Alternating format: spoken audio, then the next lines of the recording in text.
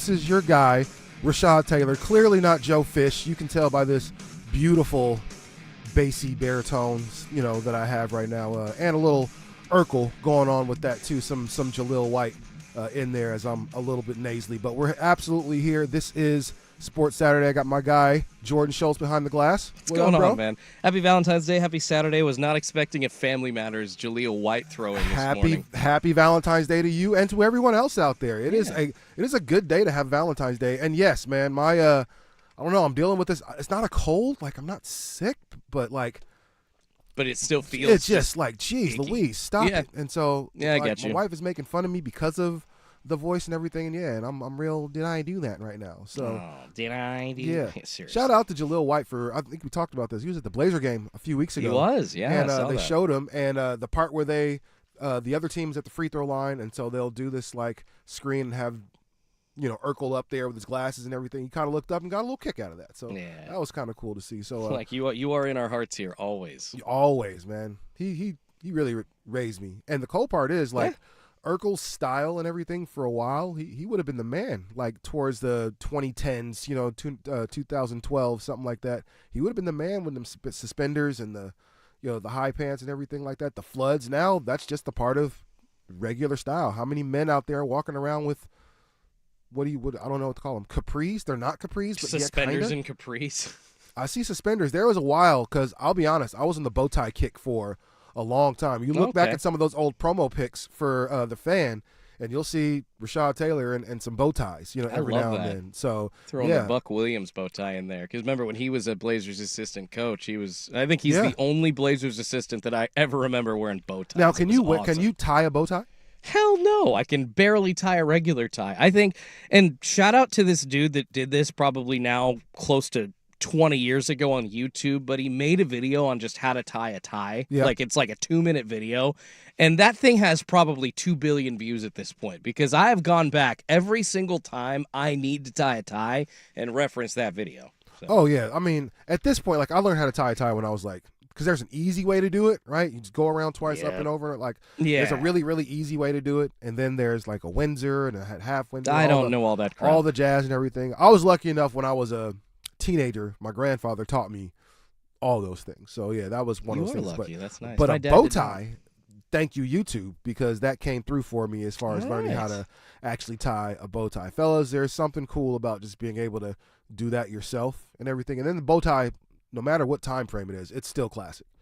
You show up and you're just different in a bow tie. Well, it's literally a whole section of party apparel, like a black tie event, bow tie event. There's differences. There's black tie and then there's black bow tie. Yeah.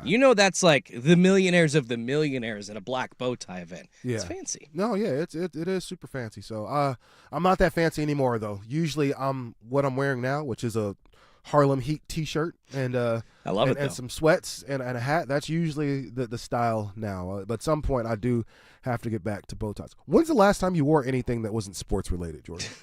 Seriously, I feel like you show up to a funeral in a black a black Mariners jacket. Mariners jersey. It's just very subtle. It's like that jacket with the black logo, and the rest of the jacket is also a dark gray or a black. So it doesn't look too.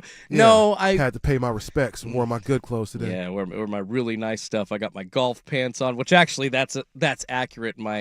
My dress pants are Nike golf pants. They're just a pair of black.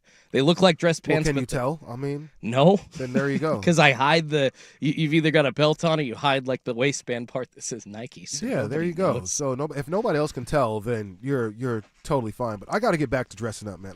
I got to be real, Jordan. I do miss getting up in the morning and having a suit or maybe just a nice shirt with the. It is a lot of work, but people talk to you different when you're dressed up. Yeah, that's Seriously, true. You get looked at differently. By people you know. Yeah. Right? People the first thing they say, where are you going? Oh, you look dapper today. What do you got going on? So, people have to take you a little more seriously. I work in education. People, if you listen to the show, you know that. Yeah. And when I wear my normal kind of clothes, I always get I'm one of them because we have a similar style in a lot of ways as far as what we wear. I'm not wearing any damn Asics, but outside of that, we have a very similar style, me and the students. But when I wear a suit or when I wear something like that, there's a little more authority behind me, right? I Yeah. can talk to you a little bit different, and you might be able to listen to it a little more because you're taking me seriously. Now, that could just be a thing for kids or whatever, but as far as I know, I've gotten way more compliments when I'm all dressed up as opposed to, yeah, I like your Harlem Heat shirt. I'm Girls trying don't to care about Harlem Heat shirts. I mean, yeah, if I wear nicer clothes, I get compliments. I think last time my wife and I went on a date a couple weeks ago, like I had just a normal like polo shirt on and no Mariners gear on. So yeah, I do go out not wearing sports gear, but man, it's just too.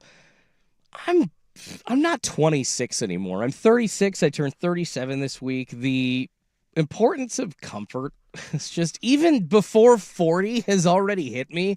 And I will say athleisure wear, thankfully, has come into style in the past like 10 to 15 years. So you can get away with You can. that kind of jokingly, as we were talking about, Mariners themed jacket that just has like that dark logo that's not really too identifying. It's very subtle. Like I think I could pull off this Mariners stuff, but I don't have to wear it all the time. But damn it, it's comfortable and I want to wear it a lot. Yeah, you can wear it. We can definitely wear that athleisure wear, all the time. But if there was ever a day to not be wearing it, it's probably tonight. Ooh, yeah. Because tonight is Valentine's Day. And fellas, if you were used to not really going out on Valentine's Day, you can scratch that right off your bingo card because it's Saturday night, bro. Mm-hmm. Friday, Saturday night, Valentine's Day, trust me. You you're got to doing do something. Yeah. Like if it's Tuesday, man, it's Tuesday. Like we might go out for an early dinner. I go get some breakfast early in the morning or something like that, make each other dinner for the night. Real low key, real subtle stuff like that. Tonight, nah. She's expecting ox. I mean, tonight. to be fair, though, I've seen, I don't know about you, Rashad, like how early you plan going to events or dinners like this for like a Valentine's Day holiday, but I've noticed that what my wife and I usually go do during the course of the year, like dances or tickets to events that were sold out by this point last year already, they're hanging around.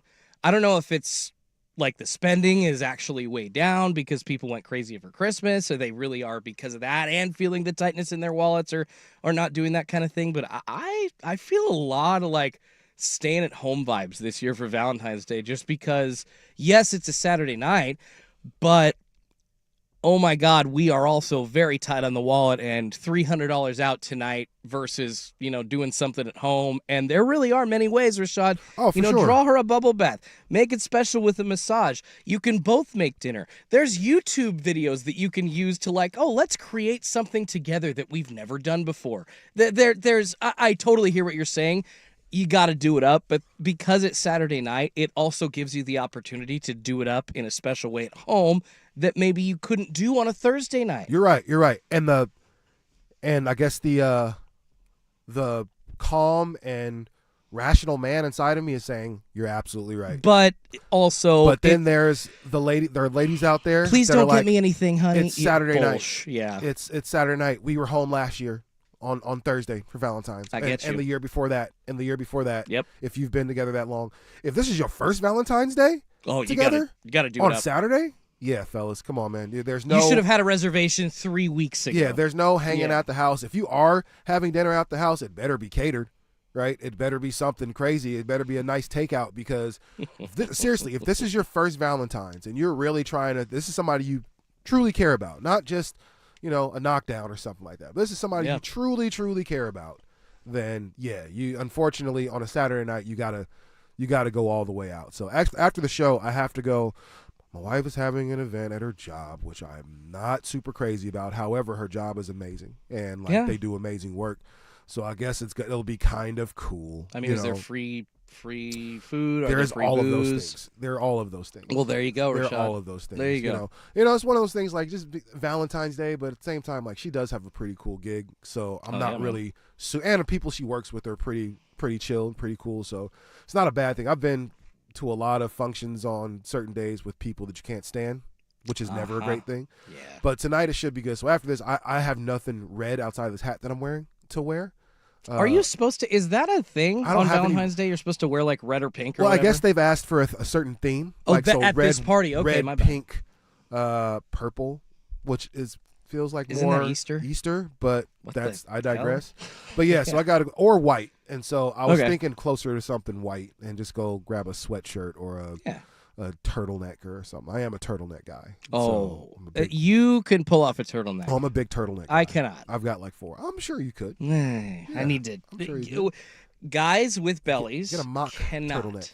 And that's once if I lose about 15 lbs, then I could probably pull off a turtleneck. But Well, the guy walking into a room with a turtleneck and a bit, you're like, dude, you want the focus up here and it's down here, brother. Well, I'm saying like they make these wife beaters for men now that kind They of slim do. everything out. I saw it on TV. I almost bought one. Oh, But, I know what you're talking about. I know was what like, you're yeah, talking if about. it gets their shot, it's time to start just doing sit-ups. And that's why I well, decided to do that. Or take I a would hate pill. to take my shirt off, and everybody's like, "Hey, is that slimming shirt that I saw on TV?" It's like, See, that's the yeah, problem. I don't Is want you to do that. if you're like a single guy and you're going out like, hey, I'm looking really good for this date with that shirt, and then you get to the point where, okay, let's have some fun time. We can fool you too. And Ha ha, then, fooled you too. Oh, hey, I gotta go to the bathroom really quick so Yeah. I can take this off before Yeah. you take the rest of my clothes off Hey, me. It's usually what happens. How does it feel?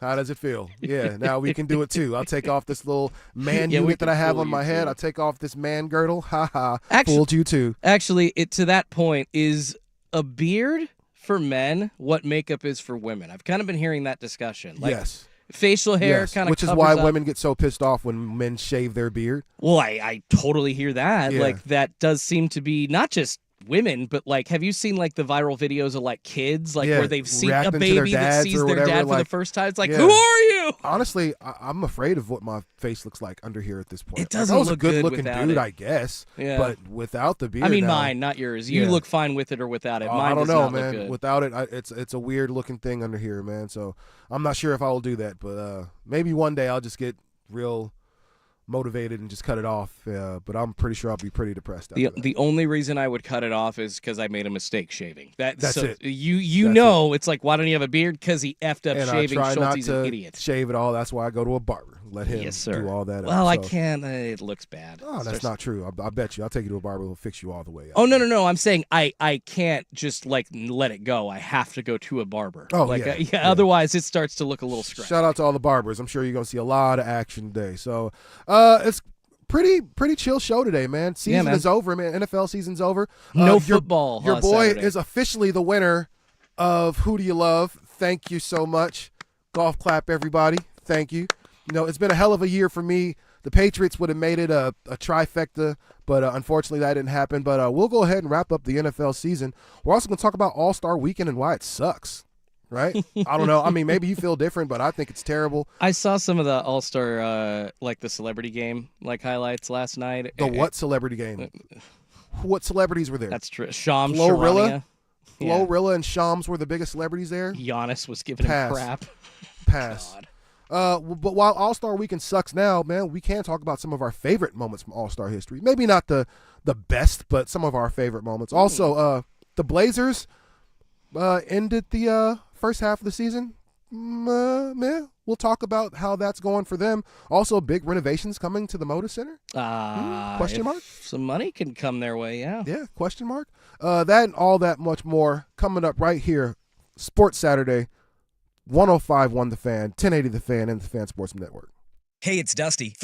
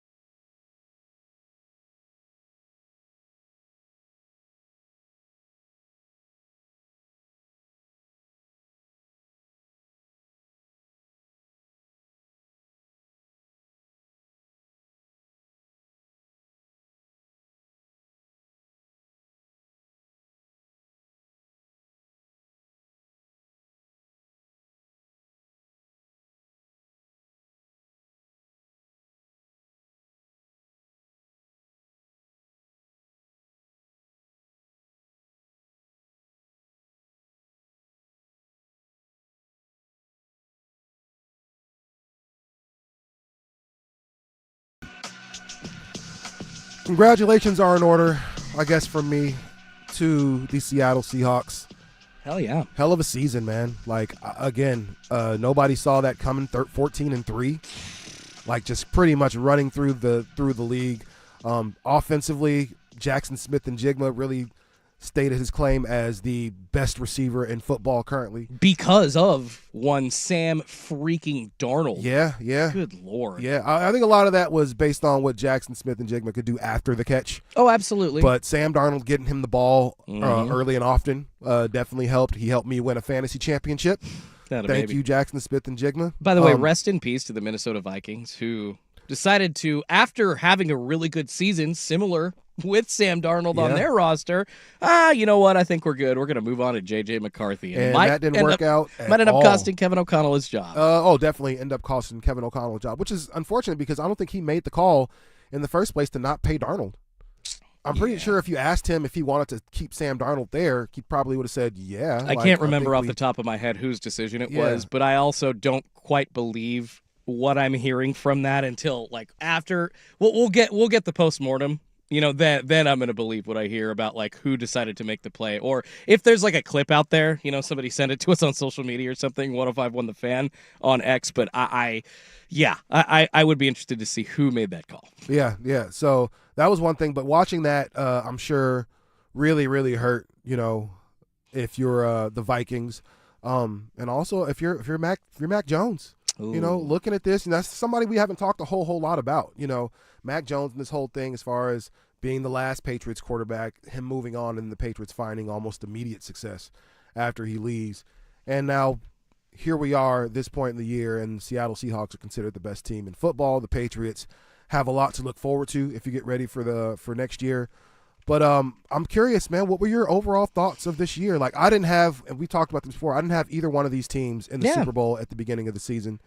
And now that that's over, like, the Chiefs missing the playoffs was crazy to me. I mean, yeah, the Bills being kind of okay, you know, to just good was crazy to me. Kind of seemed like a bit of a changing of the guard this year for me. Yeah, that was the story of the year, right? The traditional blue bloods and the teams that we've kind of been sick of, maybe at least the Chiefs on the top of the mountain every single year, fell off. And outside of the Bills, who still, you know, had a decent year, didn't really get as far once again as they were supposed to in their minds, finally moving on from Sean McDermott, you know. So obviously it's a new, I would say a new era in the NFL now, kind of where I don't know if it's because Pat Mahomes doesn't have the weapons like in Kansas City, whatever you want the reason to be or what you can come up with.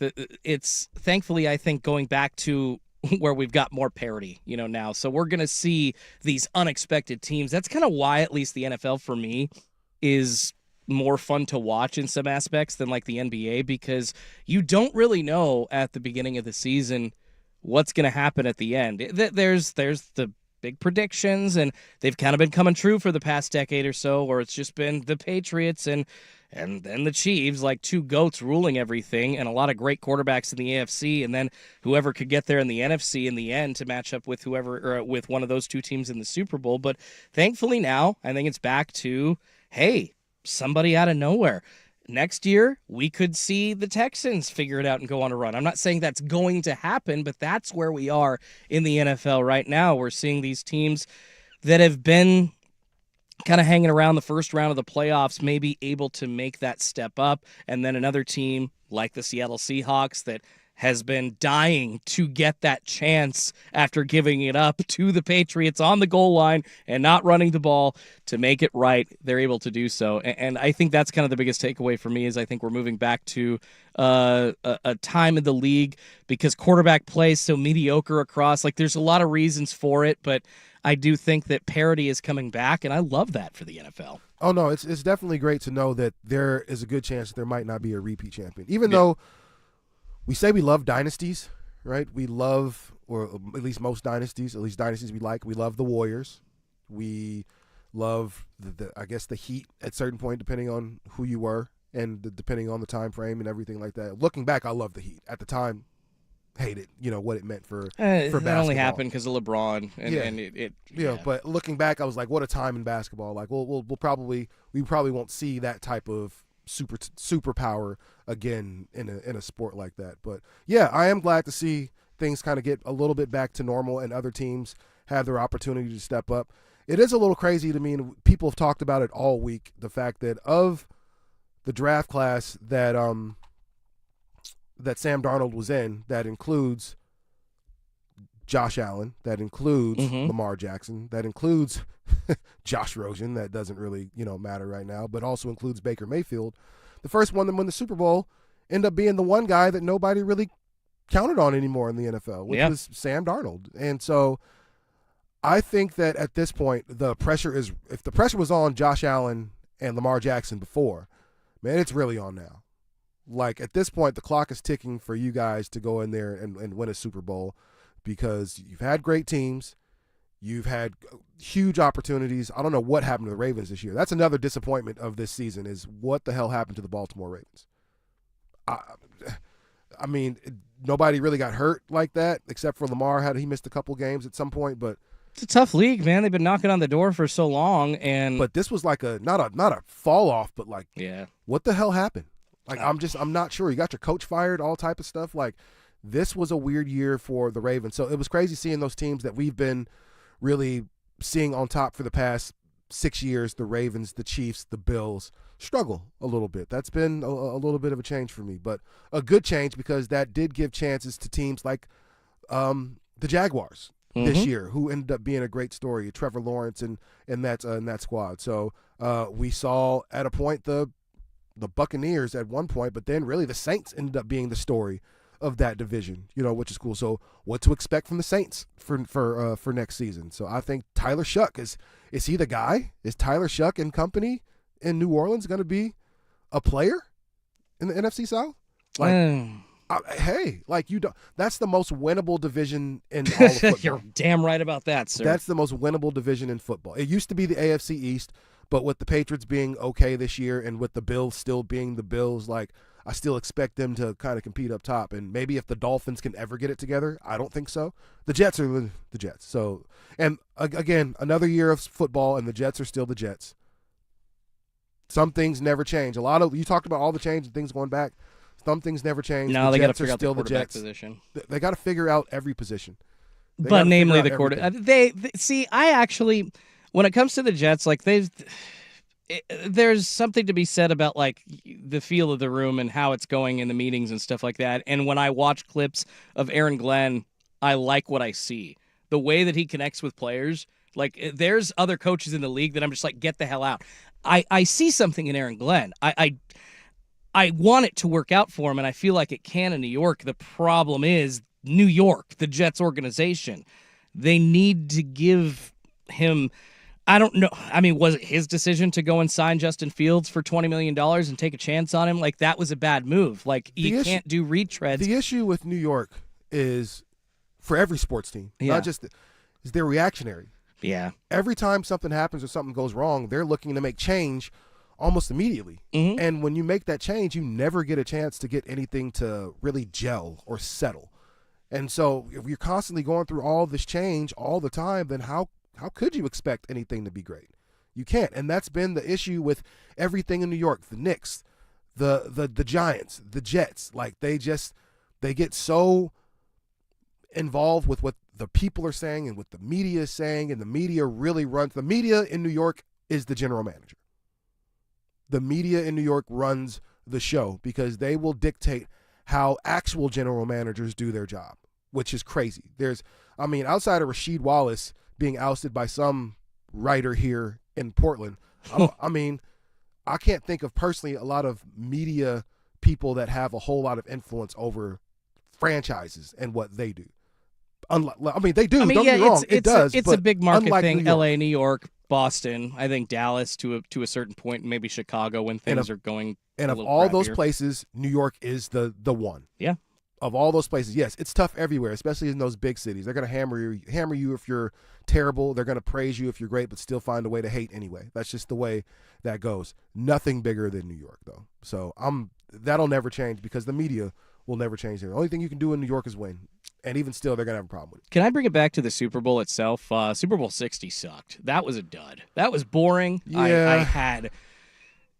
I stopped watching. I'll be yeah, real. like I had a there was a lot of trouble for me just trying to like stay in the game. I feel like I had a hard time remaining focused just because it was, I don't know, like it wasn't even like amazing defense that was stopping things.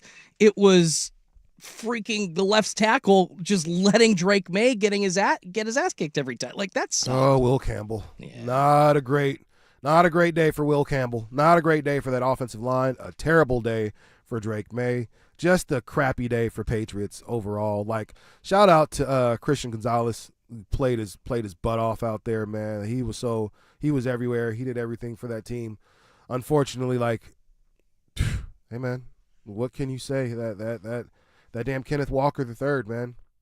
And did you see the weird moment at the parade where I think Seahawks general manager and got up to the microphone to talk? He was like, "Yeah, Kenneth Walker's trying to talk to me about an extension right now." I was like, "Yes, man, you better have that conversation today. Like, he's the reason." Yeah, let's go. Yeah, what do you mean? We should have had that before we started this parade. Absolutely. You do anything you can to keep Kenneth Walker III. Like, the way he shredded that really good Patriots defense, that stingy Patriots defense, the way he shredded them was chef's kiss, man, if you're that. So, hell of a year for Matt Stafford. He got the MVP award this year. Jackson Smith-Njigba was named Offensive Player of the Year. Defensive Player of the Year was Myles Garrett. I don't know if you saw the thing between he and Micah Parsons, and he just, go watch it. His little back and forth with Micah Parsons during Super Bowl weekend. Oh, God. And he just pretty much clowns Micah every single time. Micah's trying to basically insinuate that he's better than Myles Garrett, and Myles Garrett shuts him down like every single time in a way, in the classiest, nicest way imaginable, but still like that kind of hurt. Coach of the Year, Mike Vrabel, shout out to him. Offensive Rookie of the Year, Tetairoa McMillan. Yeah, Vrabel was soft after that game. He looked like a sore ass after the Super Bowl. I mean, he did lose the Super Bowl in pretty embarrassing fashion. So, yeah, but there wasn't. I didn't really feel like there was any respect. Like, yeah, he said, "Oh, you know, like credit to the other team," like coaches always do. I did not feel like there was a level of respect for what the Seahawks did. Like, if Vrabel's really sitting there being like, "Well, you know, if we would have schemed better, we would have actually beaten them." Like, no, you're not as talented. You did, to Joe's point that he was making either a week or two ago here on Sports Saturday, they did have an easier schedule. Whatever the reason being, like they had a grander path to the Super Bowl than most other teams in the NFL.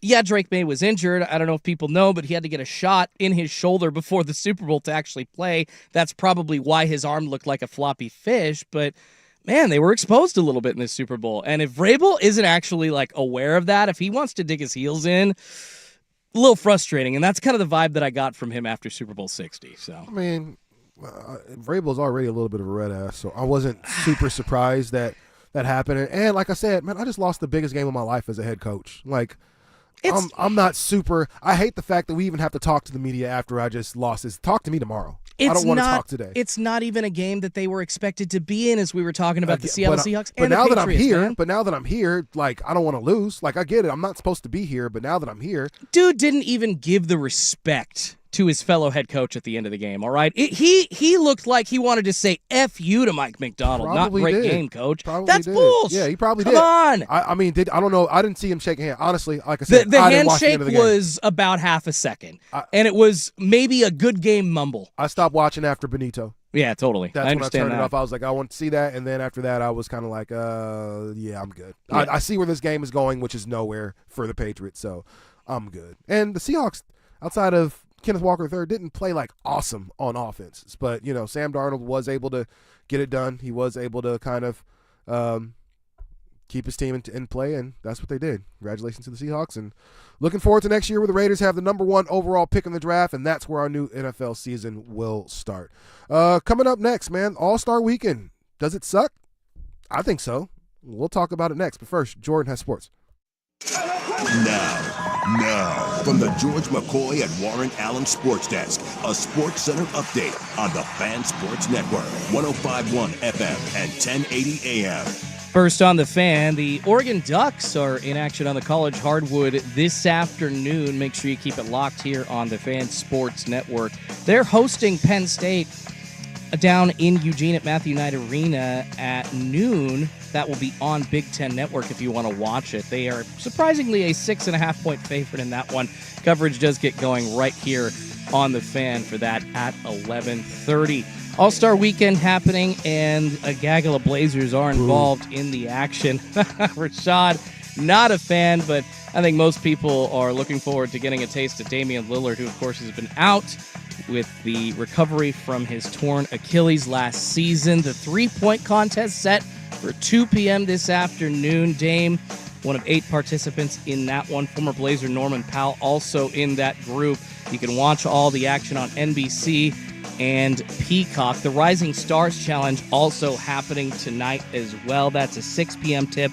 Also on Peacock, Young Hansen on the G League roster. You got Donovan Clingan on the team as well, not for the G League, obviously, on the sophomore team. And one big note out of baseball, Nick Castellanos, who was just released by the Phillies earlier this week, turned right around and signed a 1-year deal with the San Diego Padres. More sports scores and stories in 30 minutes. I'm Schultze from the George McCoy at Warren Allen Sports Desk. Heard missing work, insurance companies acting like jerks. Don't call your mom. Call George McCoy at warrenallen.com. Your home for Seahawks football. The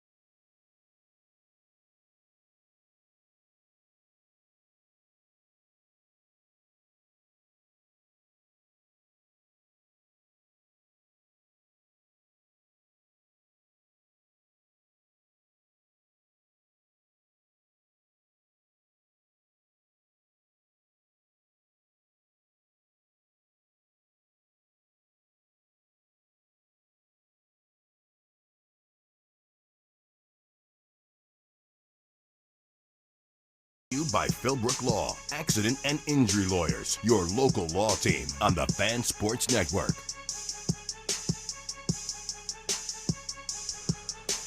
What happened to my favorite weekend in sports of the year? I don't even know, man. I think it hit his peak already. It's really sad, like, because I don't want to hate All-Star Weekend.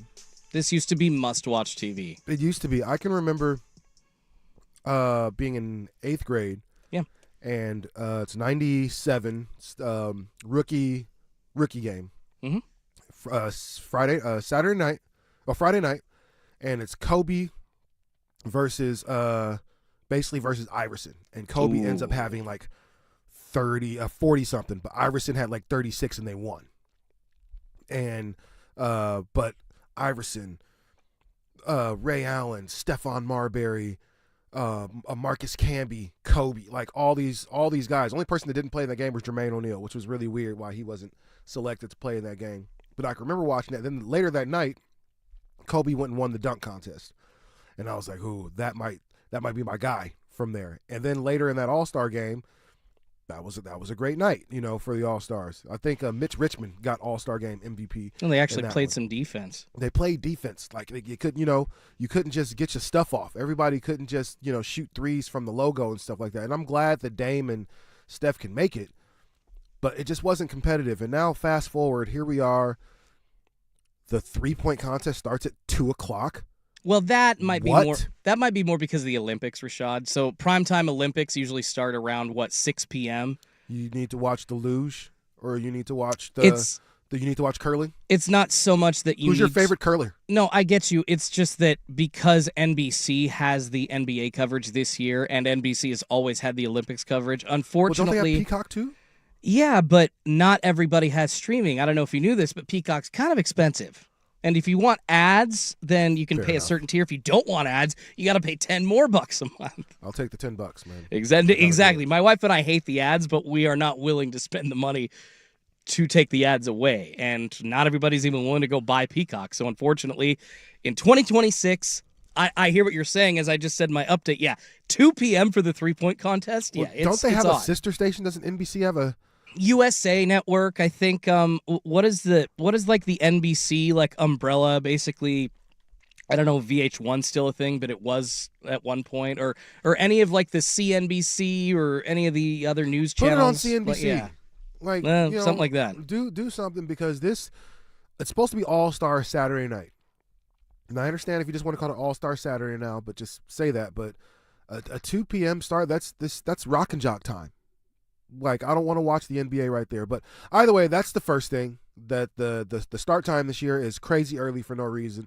But that was before I knew that. I checked that earlier, and so I didn't even know that. But there's no effort.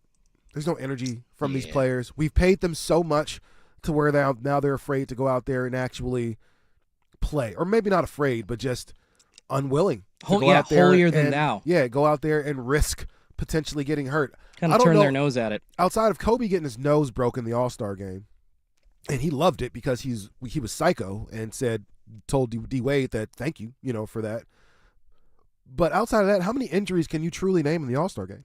I mean, you don't remember many outside of small ones, right? I can't name any. In fact, I forgot about Kobe getting his nose broken. Yeah, so. I mean, I'm trying to and I'm sure some guys have pulled hammies or something like that and a turn an ankle. Those are normal basketball things. But when you're going half-ass in basketball, those things can happen. Well, also, it's now a point where you don't really even want to play defense in regular season games. So now in the All-Star game, I mean, defense was just much more physical when you're talking about the 90s basketball. Actually, I think it was the NBA or whoever owns the rights to this put it up on YouTube, the 97 All-Star game a couple of months ago. So you can go watch it and see, oh, look, Dikembe Mutombo is blocking Karl Malone. Oh, getting in there. Oh, Karl Malone just gave it back to You him. had Like, dudes it's that really wanted to show that, no, I'm the best exactly. player here right now. I get that you're Michael Jordan, but shoot, man, I'm Charles Barkley. I'm about to go out here and I'm about to go at you. I'm going to try to dunk on you, and I'm going to try to, it's all those things. Now it's like,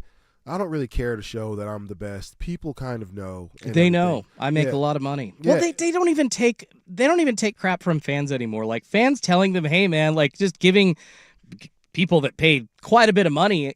I'm not saying that they should be lauding like insults at NBA players, but like they are normal fans. And if I'm up in row 40, I'm going to be shouting, "Make your damn free throws." And if I'm in row 2, I'm going to say the same thing. But they can't handle hearing it from row 2. Like Kevin Durant, what did he say? Like I know where you live. That went viral like a week or two ago. Like that kind of crap didn't happen. I think most players back in the day we're talking about laughed it off. It just the attitude, definitely a reason why the All-Star game has changed. And it's not even just the fans. It's the people that don't really watch the product. and they Yeah. knew it was the All-Star game. The best players in the world are going to play, and if you're seeing this you don't watch hoop like that, and you're watching like, what the hell is this? Yeah. Like, do they always shoot from right there? Do they always just let the guy just run past them and dunk? Like, that's not fun. I want to see what the best defender looks like on the best offensive player. Could I really? I would love to see a defense not clear out for LeBron James one time. Like, and this is once again not during the All-Star game, during a regular season. Watch, Rashad. Go. I know LeBron hasn't been shooting well as of late.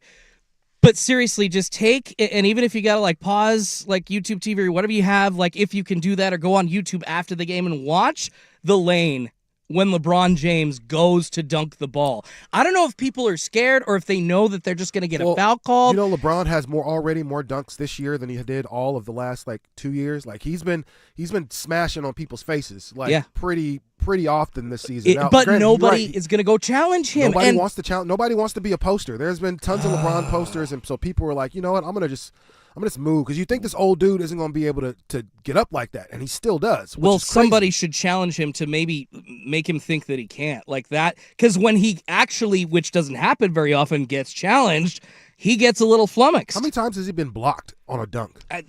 Not many, but it's because I'm just trying. I cannot I don't know.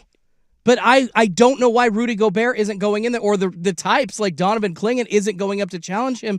Like there's IQ right in the game of basketball. Can you not get in from behind and try to like block it like that happened? Hey, don't be the next contestant on that Summer Jam screen, man. Don't be who up there. cares? Yeah, he's 42. I got posterized by LeBron. Tiago Splitter got posterized by LeBron. He's literally known for that. Now, because of circumstances, he's a head coach in the NBA. Is it really that bad of a life? People still don't believe him. Like, yeah, you're a coach, but yeah, I know. But so I mean, there are tons of reasons why the All-Star game is not great. There's no East-West pride. I used to love the fact that, you know, the East for a while was getting just dogged because they wouldn't have the best teams, but they would come in and compete in the All-Star game, but the West would eventually run away with it.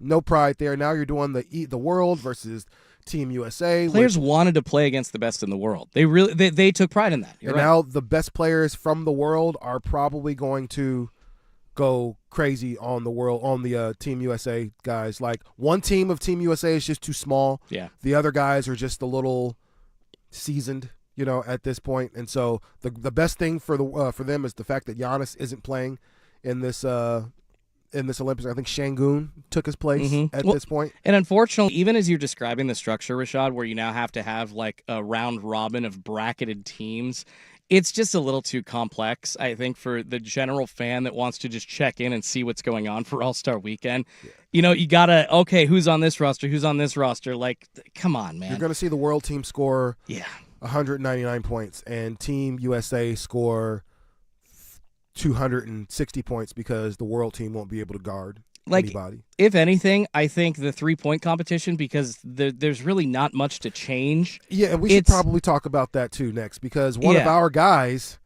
is actually in the 3-point contest. Yeah. And I'd love to know how you feel about that. So I know we have to break. So let's go ahead and do that next, right here. Sports Saturday on the Fan. Minor drain clogs can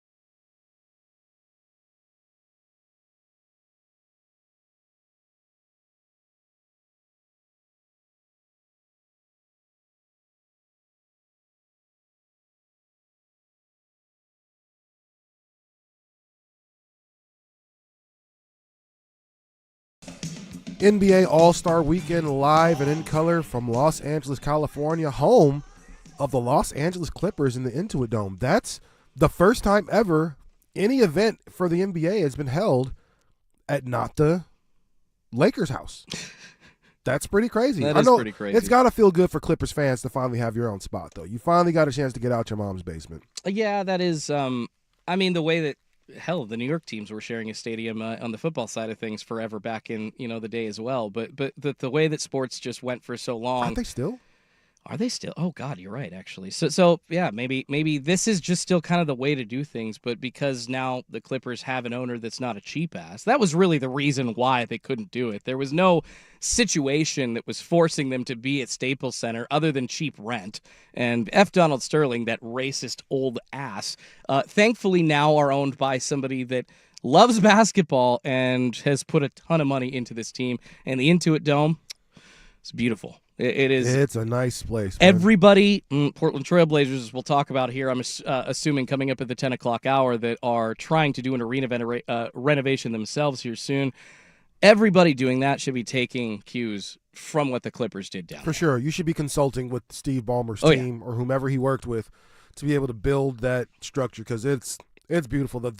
That screen that goes all the way man. around was like, how convenient is that? Well, Like, and the concourse that you can see into, Yeah. like the main arena and that screen from, and the space and the seats are comfortable, and Yeah. they're for the 2020s. Like, not only are they a little bigger, they've got technology. You can order things via Wi-Fi to your seat. Like, there's just so much more fan-friendly, not activities, but features as well, down at that stadium. And Yeah, unfortunately, So, I mean, the Blazers did try to put some TVs in the 300 level. You know, there's we'll get to 2 or that. 3 Yeah, of those. they've put a few TVs over But there. not quite to the level Still of need some what Steve bathrooms. Ballmer has been able to build in Los Angeles. And that's where the All-Star game is coming from, which Yeah. includes everybody's favorite now, the NBA three-point contest.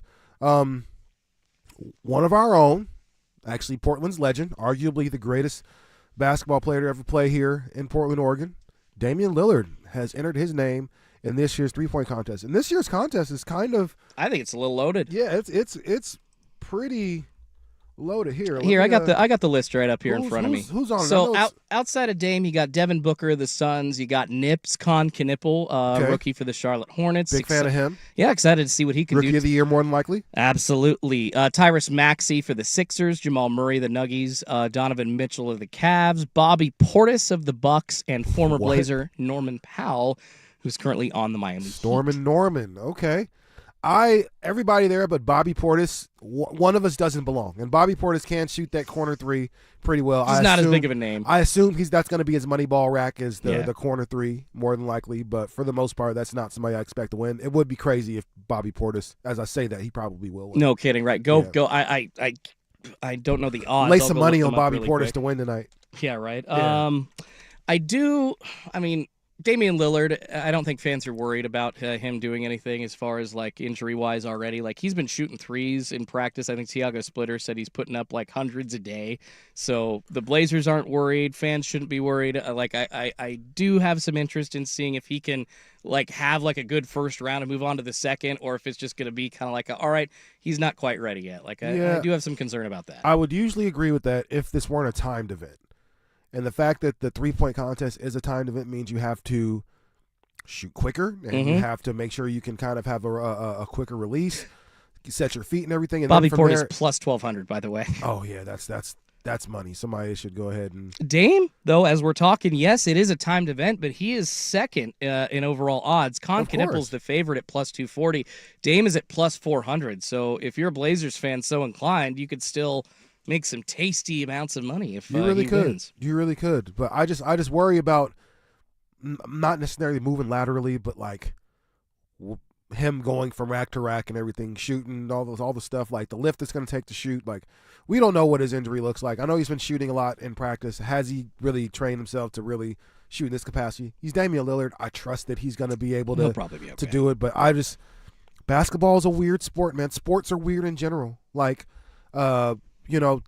we didn't see Kobe tear his Achilles on like a crazy play. He didn't come down on it wrong. He was just driving to the basket. When Halliburton did his, he was just driving to the basket. It wasn't like Kevin Durant in the finals when he was absolutely torching the Raptors, torching them.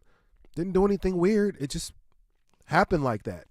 Blake Wesley coming down from a rebound on his foot, over. Like it's basketball is such a weird sport. And I would just hate for somebody that we're expecting a lot from in the future for this Blazers franchise to go out there and get himself even hurt a little bit in this contest. So I don't think he should have done it, but whatever. Like I said, the chances of him getting hurt are really small, but this is basketball and crazy things happen all the It time. would be cool to see him win because it'd be dope. If so, I believe he would tie both Larry Bird and this is a little more random, but Craig Hodges for the number of Do you not know who Craig Hodges is? 3-point championships, which is 3 each. So Dame is at 2. Are you familiar with Craig Hodges? I remember Craig Hodges. Yeah, it's just I know. Stroke. Oh yeah, that guy was a shooter, but just general NBA fan today may not be a little more familiar with him. But the 3-point competition, Rashad, I think, as we were kind of talking about with the dud that All-Star Weekend is, because the 3-point competition hasn't really changed much since its inception in 1986. It's just been kind of an exciting chance to see like what the shooters of the NBA can do in, a format together. I think that now is the premier event. It used to be the slam dunk competition. The 3-point yeah, contest? but now the 3-point competition is the premier event of All-Star Weekend. Because you know what you're going to get. Yeah. The dunk contest could be fire, but it could also be the biggest dud that we've ever seen. I'm talking Birdman Anderson type dud, Giannis in the dunk contest dud. Yeah. Victor Oladipo type dud. Like, you don't want that type of stuff. And that happens quite often in the All-Star game for the dunk contest. So, yeah, the 3-point contest has become more of the star because we know what to expect. Yep. I do miss they did a couple years, and it's been a long time, but they used to have players kind of go at the same time. Have, you go on this hoop, you go on this hoop, and kind of gave a little more competition there because one-on-one bracket. Not only are you competing against the clock, but you're competing against the person that's shooting over there. I feel like that was in two of our NBA Live games where you could do like a direct, if you're making it to the All-Star game as your created player. I always make it. Yeah, you went, because you're Yeah. scoring 45 a game. I always make it. What was the highest amount of points you scored in a season in one of your simulated NBA Lives back as a kid? In a game or in a season? In a season, like the average, because I think mine was like 60 something. Oh, on 2K just recently, MP averaged 74. Oh my god! 18 rebounds and 15 assists. Holy yes! So 3 he should blocks. be winning every 3-point competition. Oh, Every yeah. single one. Honestly, I don't even do them in the game. I've never actually won the 3-point contest. in the Really? game. No, I that haven't. speaking of the All-Star Weekend and it kind of now being a dud, but that, at one point, even in the video games, that was like one of the most fun features. I'll simulate to right to that point. Yeah. I used to get to that point, but I never won. Like, I could never get the pick up and release off on. It just never happened. So I just. Yeah, even still to this day, because they still do it in 2K. Oh, yeah. You still get there, and yeah. I just, and I get invited every year. MP gets invited. No, you better. Every year, and every year he leads the league in 3-point percentage. I think his percentage now is like 64%, like something stupid. That's unbelievable. MP is the greatest player in the world. He should be making $300 million a year. Yeah, MP is the greatest player in the world. But yeah, man, I'm thinking back on some of my favorite All-Star moments, and obviously, man, Magic, playing there. I remember I was a young kid watching that with my grandfather, and that was an awesome moment. That's the one time in All-Star history they said, hey, this game is over. There was still like 8-9 seconds on the clock, and everybody, or 30 seconds, they were like, yeah, we're good. We don't have to play any more of this game. This is Magic's game.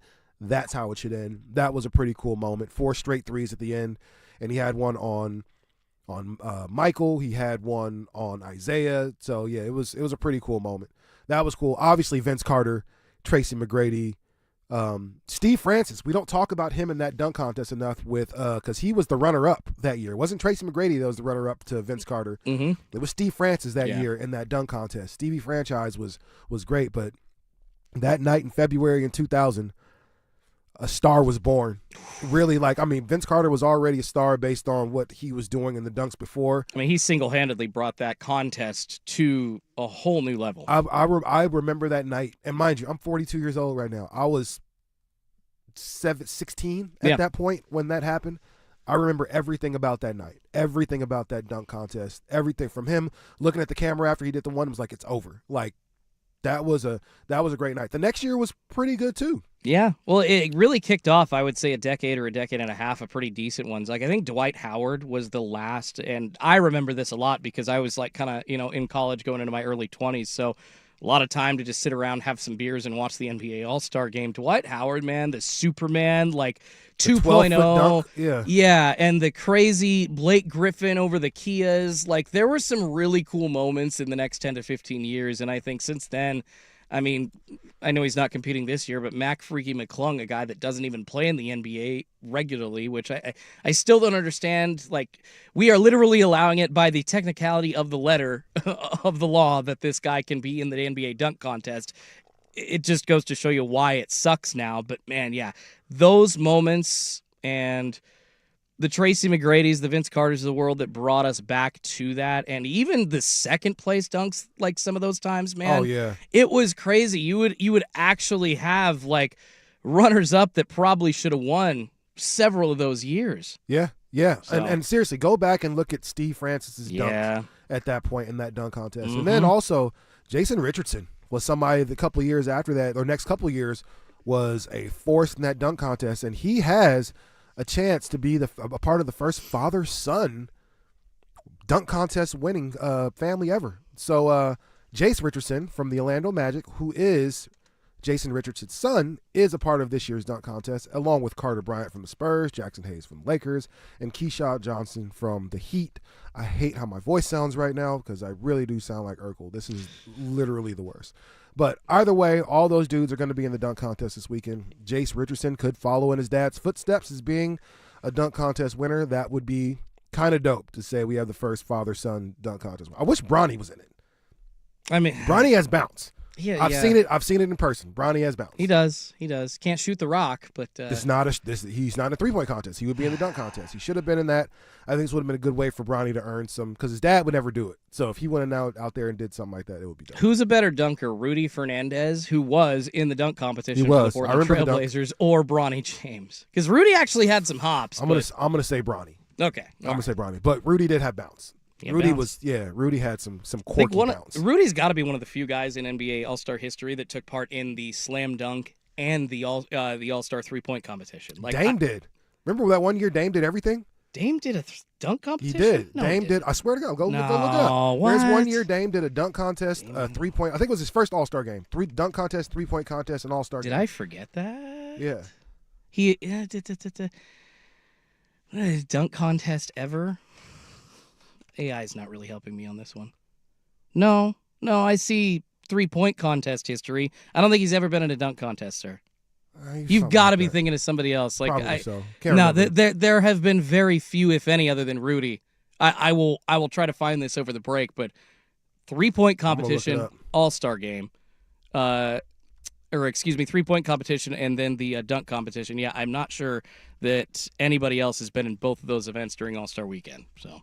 Yeah, I'll look it up too. I might be wrong. Who knows, man? A random Blazer stat there for you for the All-Star weekend. Yeah, so yeah, man. All-Star weekend's coming up tomorrow. All-Star game, coming up tomorrow afternoon. What time does that game start? Do you have that, Jordan? Probably about 4 or 5. I can look, but usually around 4 or 5. But who knows? Could be at 11 a.m. 3-point competition today is at 2 p.m., which once again you will be able to see Dame in that one. And tonight at 6 is the Rising Stars Challenge, both on NBC and Peacock. It looks like tomorrow, the first NBA All-Star round robin game is set for 2 p.m. Rashad.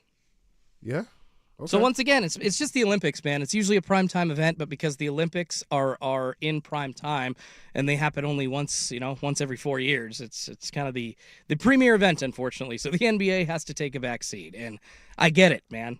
With the way ratings have been, Rashad, are you surprised that the NBA All-Star Game is the one being pushed back? Because I am not. No, not really.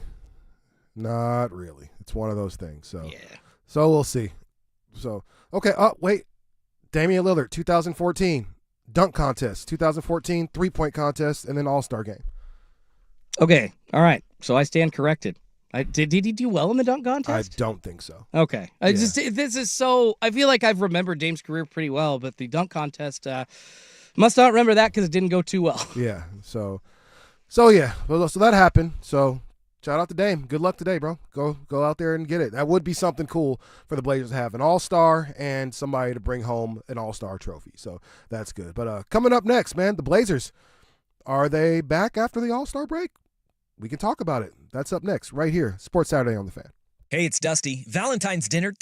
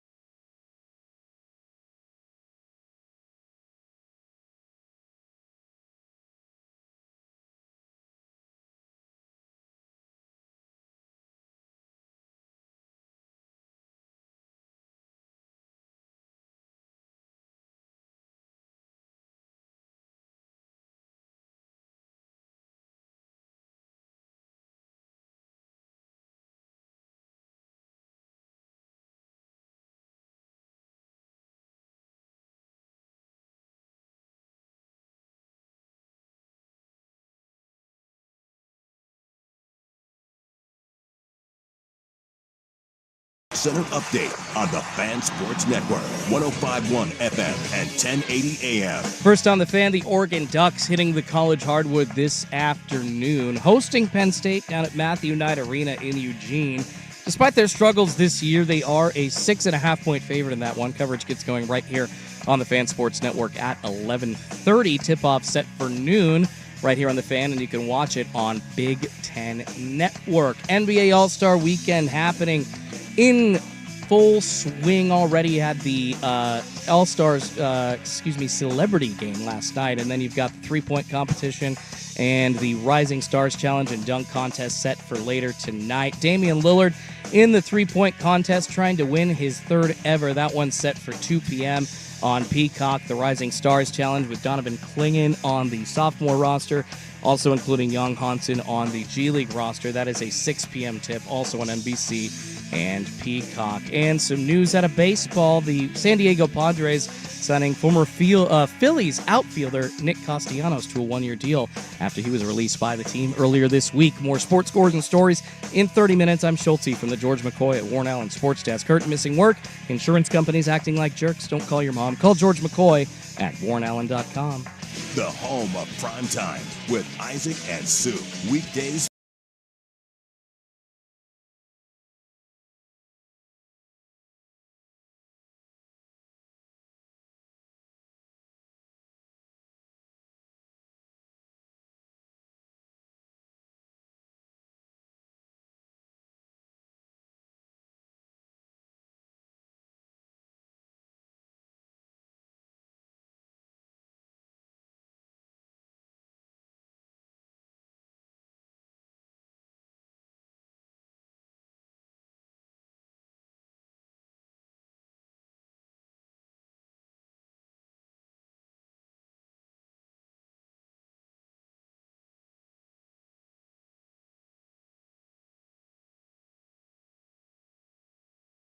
The boy will fill up the Gatorade cooler, walk the dog, and paint your backcourt. 1051 and 1080. And he can pass.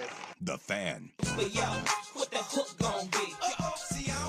Either I'm going crazy and hearing voices or somebody else is here in the studio because I'm sitting here, I'm like, where are these voices coming from? That's crazy.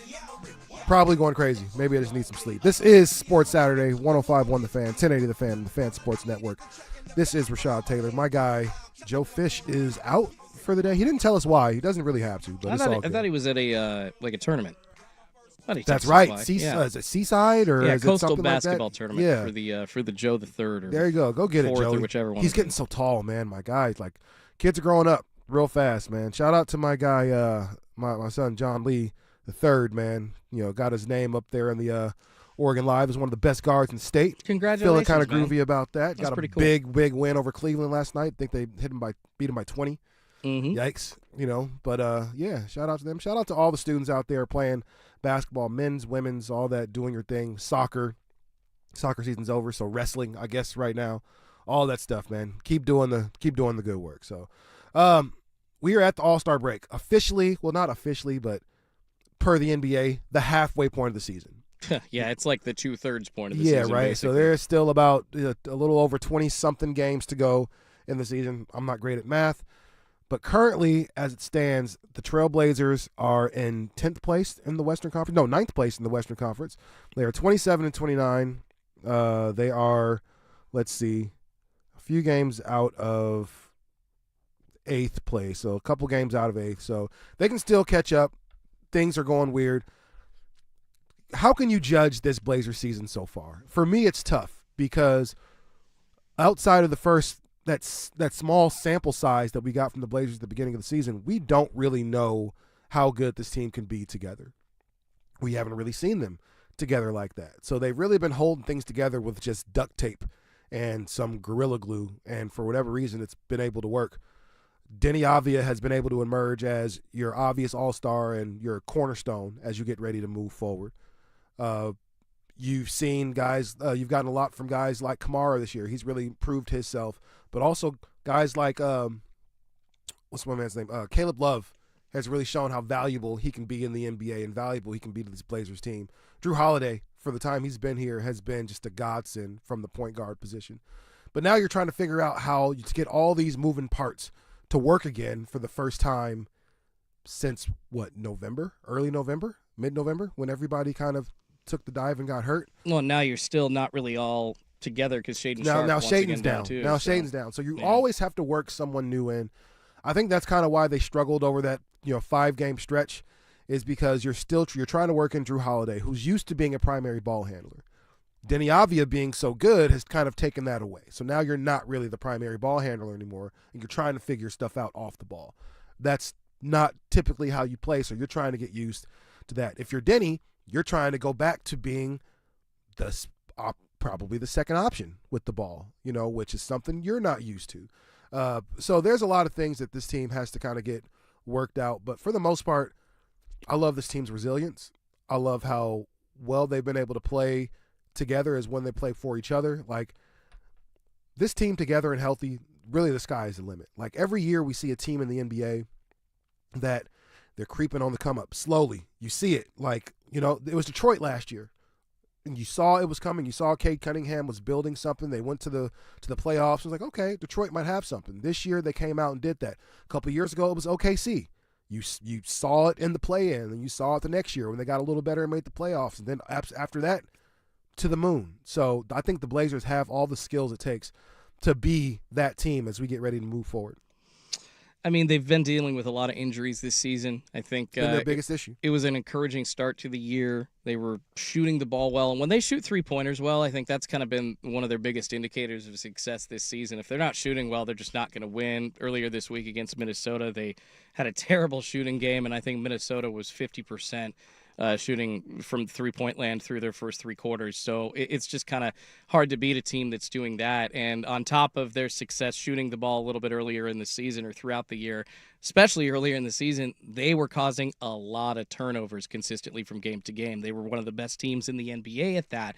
And a nice rebound we saw this week, if you're talking about just rushing up to the All-Star break and how they're doing right now. They had a really down game in Minnesota, but then second of a back-to-back, Rashad, which they've been really good in this season, actually. Now I think moving to 8-4 in games on the second of a back-to-back. They kicked Utah's ass. But Utah didn't really have a lot of guys either. Like Walker Kessler was out, Lauri Markkanen was out. They immediately lost Jaren Jackson Jr. after acquiring him. They almost gave that one Grizzlies. away for a while. Exactly. But this is a team like I'm seeing some success here, and this was a really good game for Portland, a nice get-right game going into the All-Star break, but it was against Utah, who's bottom 3 in the Western Conference. But lots of positives to lean on. Tamani Kamara, who had no steals the night before, actually got back on the defensive effort and had a block, had a steal on Thursday night. So encouraging to see that. The Caleb Loves of the world and the CD Sissokos, who have been contributing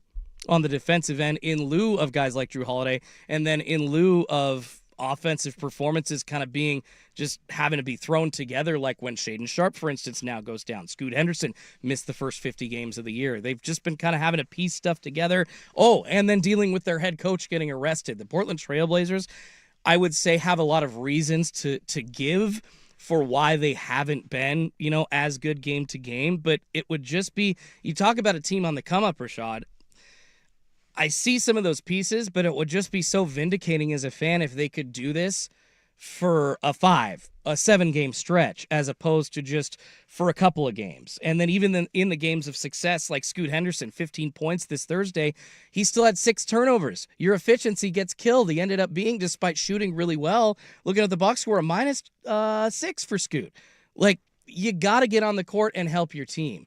And I think that's kind of the problem, is these guys that they've been piecing together, they will get out on the court sometimes and help their team, but others, it's just falling right through. And I like what they've got, but I'm not sure the top 9 on the Portland Trailblazers roster right now is actually competitive with the top 9 or 10 of maybe the first 6 or 7 teams in the West. I don't know. I think not only are they competitive with them, I think the Portland can beat a lot of those teams. If we're being real, at a healthy Portland team, I'm looking right now at the depth chart right now. After Drew Holiday, Scoot Henson comes in the game. After Scoot, Blake Wesley comes in the game. That's just your point guard. After Shaden, Veet comes in the game. After Veet, you can throw in Caleb after that. After Tamani, you get Jeremy Grant. After Jeremy Grant, you get Rupert. After Avia, you get Sissoko. After Sissoko, you can potentially get Jeremy Grant. After Donovan, you can get Robert Williams. And after that, you get Young. Well, but Robert Williams... No, seriously, the one thing the Blazers can do is just continue to throw bodies at you. There are not a lot of teams in the league that can say we can seriously go 9, 10, 11 deep. And I didn't mention Chris Murray and all those guys. Once he finally comes back, he's not being traded. So once he gets back, that's another body that you can put in there. The guys you can just continuously throw at people. Outside of OKC, there are not a lot of teams in the league that, OKC, San Antonio, there are not a lot of teams in the league that can say, I can just keep throwing bodies at you. If everybody's healthy, that doesn't happen. I mean, I agree that the Blazers have a good starting lineup, and then, whether Jeremy Grant's starting or not, they're top 6. I would say it's competitive, but it's kind of when you get into that, Caleb Love has had flashes this year. Blake Wesley, it sucked that he got injured earlier in the year, but he was helpful on the defensive end. But these guys that we want to kind of bring up to this next level, true NBA rotation level player, I feel like we have this habit in Portland of just assuming that they are at that level. And I need to see a guy like Vit Krejci not coming out and having a great game off the bench against the end of Minnesota's bench or against a Utah team that's depleted by injury. But we need to see these guys matching up against the top teams in the West and having those same results. And see Minnesota. It doesn't always happen like that. So I think that's kind of my point of frustration, Rashad, is I see what you're talking about, and I hate to use the word consistency when it comes to professional sports because they're paid millions of dollars, right? If you're not being consistent, you're just bad. But we need to see a more consistent effort for me to believe that this team is actually on the level. Yeah, I'll agree with some of that, but at the same time, I saw this team compete at home against a really good Celtics team and win. I saw them compete against a really good San Antonio team on the road and win. I saw them compete against a really good Rockets team two nights in a row and win. Like, so I mean, I know they can do that. We've seen them. We've seen them go against a really competitive Heat team, a Sixers team, and actually go in there and win games. So we know they can do it. I'm saying with everything you mentioned earlier, coach being arrested, with having an interim coach, with losing pretty much your entire roster most of the season, using two-way guys to pitch in and be real scoring threats for you and defensive presences for you, losing your point guard for X amount of games, like losing your star bench player for a whole bunch of games for a calf injury for an Achilles injury, like all those things, and you're still in the hunt for being in the playoffs. You're still in the hunt for being potentially 8th seed or higher. So like I said, and that's with them not being healthy, and that's with them not having all the things you talked about. So yes, I think the sky's the limit for the Blazers, but let's talk about what that looks like. Rest of the season's coming up after Sunday. I think the season kicks back off Thursday. How do the Blazers finish? We'll play the prediction game. That's coming up next right here. Sports Saturday on The Fan. Ooh, can you pass the sushi?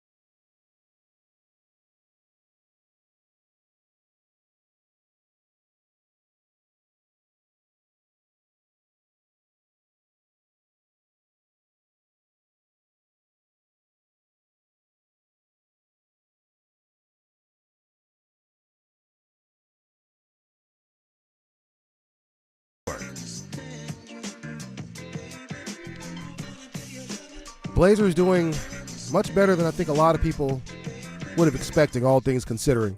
27-29 right now, currently on the season. Still a little over 20 some odd games to go. Jordan Schultz, I'm curious, buddy.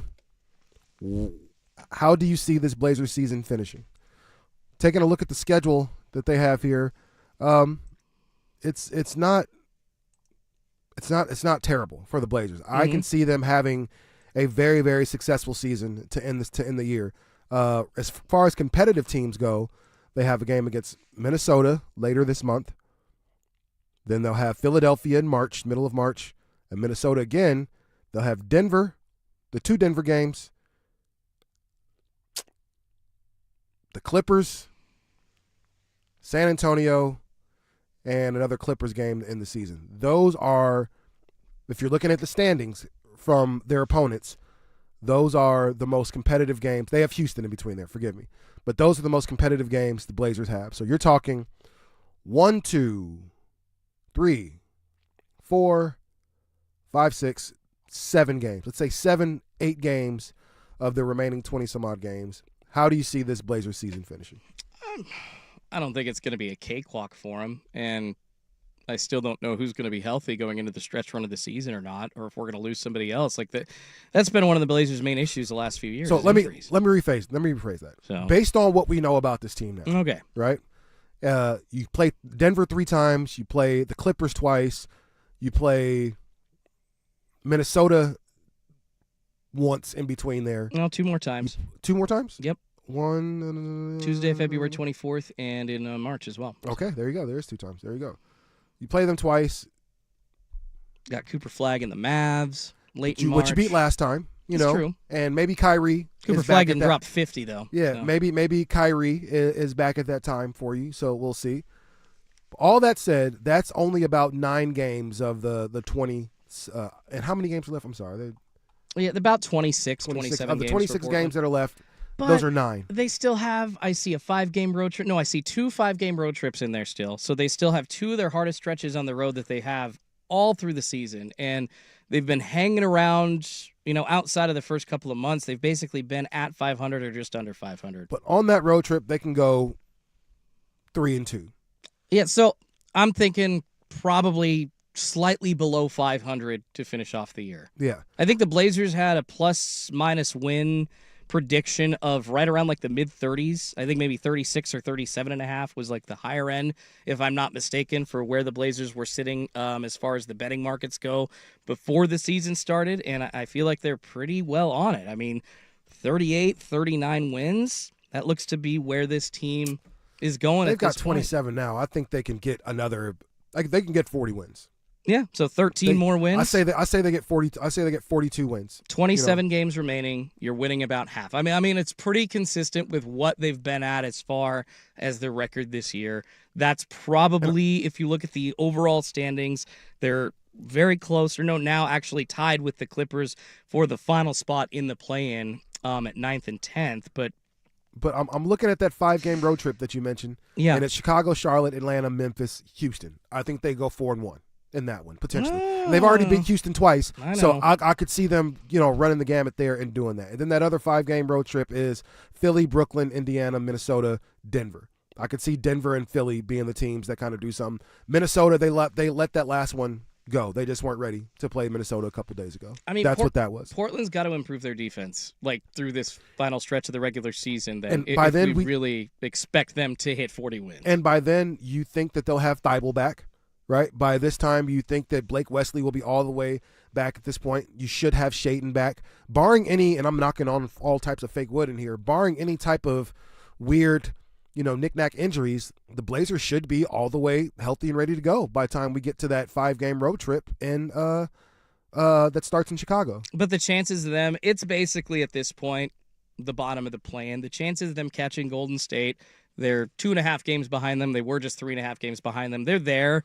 They are, but without Jimmy Butler and with them not really playing Kuminga or anything like that, like what does that really look like for this Golden State squad? Do I trust them without Jimmy Butler? Just Steph? No, I don't. I get it. I'm looking at this overall, and it's it's nice to see the success that the Blazers have had, but like I just don't see them getting up into a guaranteed spot in the playoffs. Okay. I don't even see them getting above the 7th seed in the Suns. And that's fine. So let's do this now. Now that we've established that the Blazers probably, at least in your opinion, probably won't get a higher seed than they actually are, right? Probably end up right around the 9-10 range. So now we play the play-in game. Currently, as it sits, the Clippers would play Phoenix. The Blazers would play Golden State. 1-game playoff. Who wins that game? Golden State. Portland doesn't have the horses. I'm sorry. Didn't they beat Golden State 3 times this year? Have they really? Yeah, and I think one of those maybe was like Golden murder. Maybe Golden State's just too injured then, and Yeah. Portland has a shot. But then against the Clippers, so like even Sam's James Harden, I'm not sure that they can beat the Clippers either. Like on a given night, like if once again, if they shoot well, that's the thing. If they hit their threes, Rashad, it's not even like a shootout. They will win. So it's really when you say, well, can they beat the Warriors? Yes, but it's if they can shoot the ball. Yeah. You're asking me in a 1-game playoff between these two teams that we've already seen at our height what we can do, and at Golden State's best with Jimmy Butler, they beat them 3 times. Yeah, I'm taking the Blazers in that game still.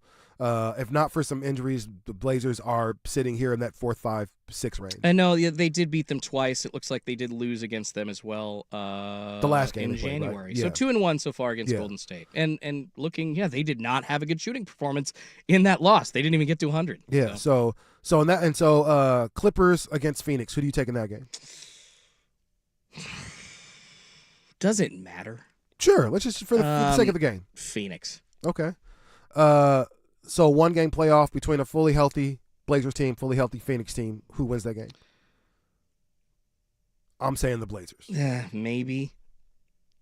So even in that playoff You're a little more scenario, confident than I am. Okay. even in the playoffs, even the play-in scenario with these 4 teams, considering that they just traded James Harden for, I like Collins, not Sexton. Who was it? Was it Sexton? Who did they trade for? No, Sexton's Not on the Sexton. Jazz. No, not Sexton. But what's Garland? Yeah, Darius yeah, Garland. I always get the two confused. But yeah, traded for Garland. I mean, that definitely, you get a traditional point guard, in between there, but you do lose some scoring that you have from James Harden. So yeah, I do wonder if Kawhi would really be able to handle that scoring load like that. You did give away Storm and Norman last year, so there's that part. So I don't know. It's kind of one of those things for me. I think the Blazers, as far as those 4 teams fully healthy or even mostly healthy, I still would think the Blazers would win that. So I'm confident in them getting. Yeah, I'm confident in them getting at least the 7 or 8 seed as the playoffs start. Okay. I see that as a legitimate possibility for sure. Yeah. Would it shock me if they just went on some crazy tear and ended up with like the 7th spot or 6th spot? No, not at all. Not at all. Once again, they'd have to play some lockdown defense for the final stretch of the regular They season. would, which we know they can do, right? If they shoot well, that is a possibility. So, yeah. But if they shoot well. So that's that. So Blazers, don't make me look stupid, man. Go ahead and do that, and let's make this play-in happen, and let's make the playoffs. I think you can do it. So coming up next, man, big changes to that Blazers arena potentially coming. So we'll talk about that next. But first, Jordan has sports. Now, from the George McCoy and Warren Allen Sports Desk, a Sports Center update on the Fan Sports Network, 105.1 FM and 1080 AM. First on the Fan, the Oregon Ducks hitting the college hardwood this afternoon, hosting Penn State down at Matthew Knight Arena in Eugene. Oregon is a 6.5-point favorite in that one. Coverage gets going right here on the Fan an hour from now at 11:30. And keep it locked here. Tip-off set for noon, of course, on the Fan Sports Network, and can be watched on Big Ten Network as well. NBA All-Star Weekend in full force, happening once again with the three-point competition later today. Damian Lillard set to take part in that, despite not playing this year because of his torn Achilles. It's a 2 p.m. start, and all of the All-Star events in the NBA can be seen this weekend on NBC and Peacock. Also, one note out of baseball in the last 24 hours, the San Diego Padres stepping up and signing former Phillies outfielder Nick Castellanos to a one-year deal after he was released by the team earlier this week. More sports scores and stories in 30 minutes. I'm Schulte from the George McCoy at Warren Allen Sports Desk. Current missing work, insurance companies acting like jerks. Don't call your mom. Call George McCoy at warrenallen.com. Sports Saturday with Joe Fisher and Rashad Taylor. Saturday mornings at 9 on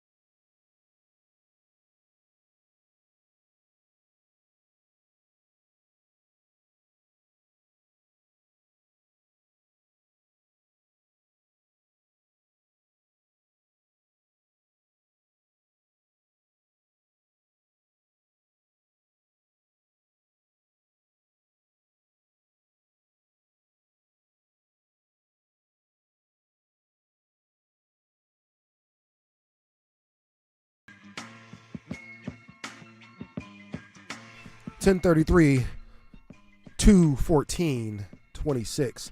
Happy Valentine's Day to everybody. Hopefully everybody's got some fun, safe plans. Maybe some adult plans tonight. We'll see. Keep it to yourself. Don't tell me about it, but hopefully you have a fun and safe time. Big changes coming to the Moda Center, or proposed changes coming to the Moda Center. As of this month, the Blazers and the Oregon State leaders are advancing a $600 million plan to renovate the Moda Center. That's good news, right? You know, It better be coming through, that's for sure. I mean- Otherwise, some people think the Portland Trail Blazers could be out of town. yeah. The project aims to modernize the NBA's oldest unrenovated arena to secure the team's long-term future in Portland following the 2025 sale to the ownership group led by Tom Dundon. So, what does that mean? Does that mean they're going to rebuild? Does that mean it's going to do whatever? It says the proposed renovation is expected to span 3 summers, potentially beginning in 2027 with completion by 2030 to coincide with Portland hosting the women's NCAA Final Four. So that's what it's for. Final Four is going to be here in Portland 2030. Hopefully there's some great competition in that one. I think I got to buy a ticket just because it's the Final Four. I mean, no one really cares if it's men and women's, but women's game is definitely more fun for me right now. So that's something I'll definitely more than likely be at. But what does that mean as far as renovations? Well, the first one is arena upgrades. Enhancements include upgraded seating, new lighting, improved court visibility from concourse, and exterior video boards, a la the Intuit Dome. Steve Ballmer, people are already jacking your steez. Like, that's how that has to go. And really, if you're building a stadium, if you're renovating a stadium, I think Steve Ballmer has given you a blueprint as far as what to do. I am excited for the time to finally arrive that the Moda Center can actually see some of these upgrades happen, Rashad. The problem is, as we heard the Senate bill, it's 1501 proposed earlier this week by the state of Oregon in the legislature, essentially that there's going to be, I wouldn't say a fight, but a very long discussion on how to get this $600 million cobbled together. And do we need this renovation? Absolutely. Do we need this renovation to keep the Portland Trail Blazers here? Absolutely. And the question now becomes, who's going to step up and pay this? And we're looking at 3 different entities to do so, Rashad. The state of Oregon, the city of Portland, and Multnomah County. Listen, I work for PPS, and they are proposing $50 million cuts to public schools, which means to special education, which means to other services. I don't think they need to take any more from City of Portland. Unfortunately, Rashad, the City of Portland they don't give a damn about that. Well, yeah, unfortunately to your point anyways, and maybe more fortunate for Blazers fans here, they have already proposed, Mayor Ken Wilson has talked about pulling $75 million plus from the, I think it's the Portland Clean Energy Fund, which is supposed to fund, environmental projects and then help people that are not as fortunate as others get into those environmental projects. Essentially, it's money that is already in the coffers. So $75 million from there. Multnomah County's talking about voting on around $75 to $85 million from different taxes on like rental cars and things like that. So not taxing people currently. And then the state of Oregon is looking at pulling money out of the general fund, specifically from monies that were already paid on income taxes from Blazers employees, Moda Center employees, Rose Quarter employees, and anybody associated with that money-making center that we're talking about improving. So, yes, I hear what you're saying, Rashad, no more taxes, but what is being proposed here is not adding taxes to the taxpayer, but we are drawing money from the funds and the coffers that Oregon and these counties and that these cities already have. You're also potentially talking about players' income taxes that have already been paid. Yeah, so they're literally sitting. These taxes, it's Damian Lillard's check that's already been taken by the government that is sitting now in the general fund. That is what they're talking about using this. I mean, if they got enough of it, then that's what they should be using to build most arenas, around the country. So, that's one part of it. Obviously, the money thing is always going to be a big part of it, but this is something that the Moda Center desperately needs. Desperately needs. We are 15 years too late on this. The fan experience at Moda Center is trash. Just got to be real. I love my Blazers. I love going to games. I'm still going to go regardless of how trash the experience is. That said, like if you've been to an arena in any other city, for the most part, it's very modern. There's shops outside. When the Moda Center first opened, do you remember there was a Nike at at the Rose Garden at that point? There was Kachina. There was all these little different things that were these little shops that were around the Moda Center. At the time, it was a little hub. It was, and then that kind of changed. And so I actually liked the Blazers team store being across, like, from the arena in that little building where Kachina used to be, like that where the Nike store was. Because even if I didn't go to the game, I could go over stop here, go buy by. something real fast, or if I wasn't going to the game, I could still stop at the Nike real quick and see what's up. So that part kind of changed. No real cool bars. I know Jack's is cool if you're just getting there, but it's a little overpriced. It's okay. Yeah, but there are no real cool bars that are around there that are really in walking distance to the arena and stuff like that. So I mean, not only that, but getting into the arena, Rashad, it's a big nightmare. bottleneck. The concession areas, trying to get in those lines are a bottleneck. The area, the concourse needs to be wider. Like, on top of like being able to see into the arena on the concourse. I should be able to go to the arena when I don't have tickets to the game. I should be able to go there and enjoy the experience outside like other arenas are able to do. Yeah, on the big screen. Just sit there, have a beer. That's one of those things that the Trailblazers are truly, truly behind on. A couple of recent improvements they had, though, we mentioned earlier, they got a 50% larger Jumbotron. Yeah, and so that's nice. On each side, it's cool. Things with more informative like boards and everything, that's cool. They put TVs up in the 300 level so people could at least look up. If it was too far for you to see down on the floor, you could at least look up. That was just done, though, this last year. This finally. last year. I mean, we literally had the hustle board up until 2025. Yeah. Which the hustle board was great in 2002, but now we have different ways of getting the stats literally sent to us. So, and of course, this is going to be the new arena for the Portland Fire. Yeah. And so they're going to need a nice new home to come to. Obviously, if you're hosting something as cool as the Final Four, or if you want potential more Final Fours, or for this to even be a spot where they have the regionals, then, I think these upgrades are absolutely necessary. This is the oldest unrenovated building in basketball. That's crazy. I think the Madison Square Garden has had way more upgrades and than we have. And Madison Square Garden will always survive by nostalgia. Absolutely. It's like That's going all to it Fenway is. Park. Yeah. Is it a dump in some respects? Yes, 100%. but it's Fenway. It's still freaking Fenway Park. And even Yeah. outside of Fenway Park, there's so many things to do, up and down that place. That street is literally lined with bars. And the cool thing about Fenway Park, the way that they do it, you don't actually enter in Fenway Park. When you go and your ticket gets scanned, Rashad, it's about a block and a half outside of Fenway. So they have, as we're talking about, kind of this entertainment area around the stadium. That is what the Portland Trailblazers need to draw from. They don't need to ticket people out like where the Coliseum is, but they need to have all that dead space. They need to do something with. They need to have those bars. They need to have those stores. What would you like to see there? I would like pie in the sky. You can have any current business or any restaurant or something fun. Like, what do you put there? I would like to see a cool brewery there. I think, and I know that people have been against this for a long time, but I do think it would be a huge boost to the economy. I want a casino down there. It doesn't have to be massive, but having, I understand that people are wary of gaming and sports, but guess what the Sixers just did? Their arena is home of a FanDuel Sportsbook. That kind of investment, that kind of cohesiveness, together with like an entertainment hub, is the future of what these arenas are. So that's kind of my pie in the sky idea.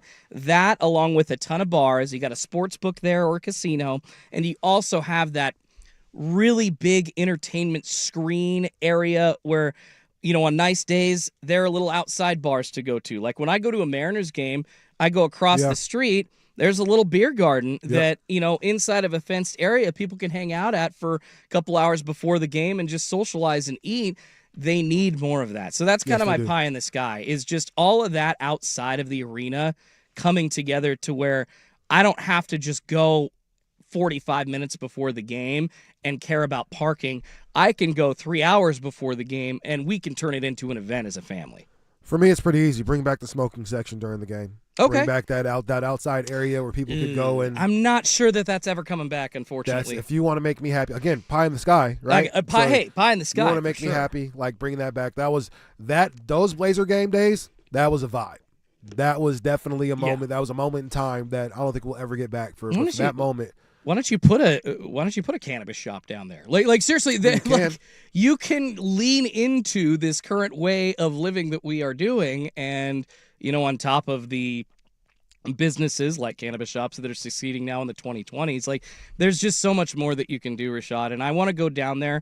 You mentioned going down and hanging out outside on not a game day. I think that's ultimately what that area needs to be, because not only, and Tina Kotek addressed this at the SB 1501 hearing this week in front of the Oregon legislature, it's not only a hub for basketball games.